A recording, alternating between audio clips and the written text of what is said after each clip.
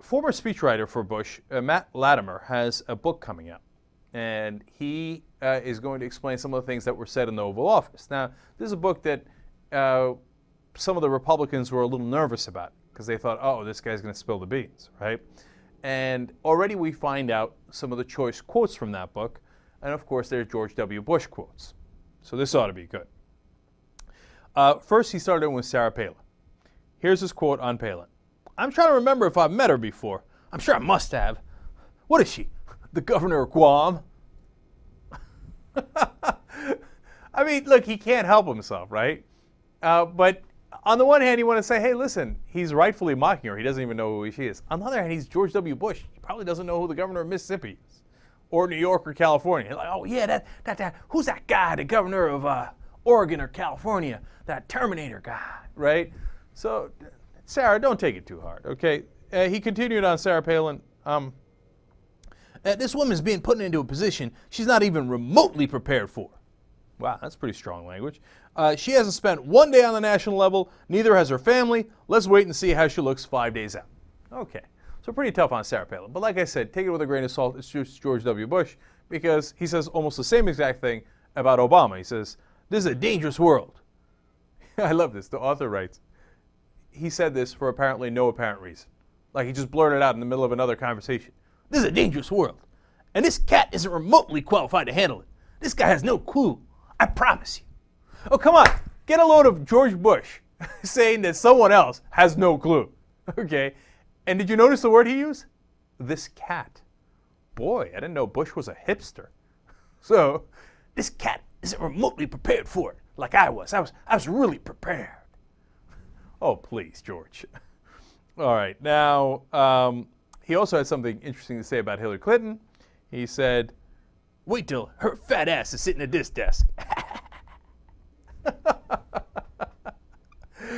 Now, I don't know what that means, other than I guess he thought Hillary Clinton was going to win the election, right? It doesn't really follow through, but everybody's like scandalized that he used the word ass or fat ass. I'm not. It's George Bush. What did you think he was going to refer to her as? If it wasn't that, it was going to be some other weird, demeaning nickname, you know? Wait till Glassy Eye comes in here. She's not even remotely prepared. I'm prepared. I'm prepared, right? So now we go to whether he actually was prepared. This is, I thought, the most relevant quote out of the book. Latimer writes, as a former speechwriter for George Bush, one of the president's staff members anxiously pulled a few of us aside on one day as they were preparing for the economic crisis. You know, towards the end of his term, the economic crisis hits. They get pulled aside. And the advisor says, quote, the president is misunderstanding this proposal, he warned. He has the wrong idea in his head. It wasn't that the president didn't understand what his administration wanted to do. It was that the Treasury Secretary didn't seem to know, changed his mind, had misled the president, or some combination of the three. So this is damning in 18 different ways. One, King Henry. Remember how everybody was like, oh, Henry Paulson, he's the former CEO of Goldman Sachs. He knows exactly what he's doing. This book seems to indicate he didn't know what he was doing either. He's partly misleading the president, partly doesn't know what he's doing. And he tells the president something that's misleading. And the advisor pulls everybody aside, including the speechwriter, and says, all right, let's huddle up on how to tell the president he just got misled and doesn't know what the hell this economic crisis is about. Okay? And of course, you know Bush, he doesn't. He's like, what happened, Hank? Yeah, okay, yeah, right, okay, yeah. So what we do is we deregulate. Tax cuts? Dick, is that what I'm supposed to, tax cuts? No, not this time? And that's weird. So, I mean, look, his speechwriter's in the room. Now, you might say, look, this guy's writing a book, et cetera. It's a fair point.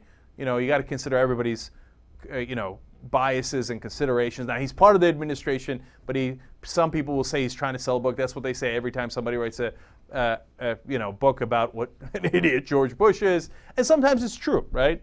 So take that all with a grain of salt. But that being the case, I mean, we saw George W. Bush. We knew he didn't know what the hell he was talking about.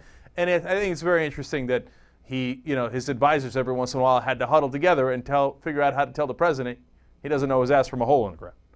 And that about describes the 8 years of George Bush's term.